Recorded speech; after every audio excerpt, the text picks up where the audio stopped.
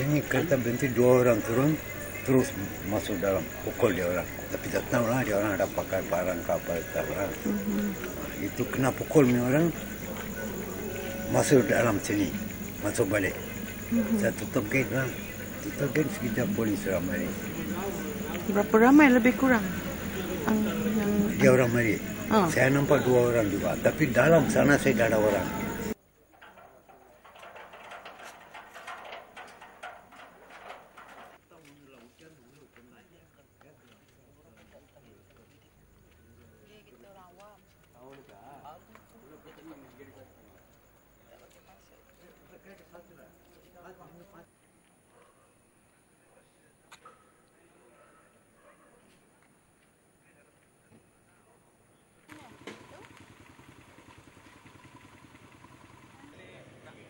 Nanti aja.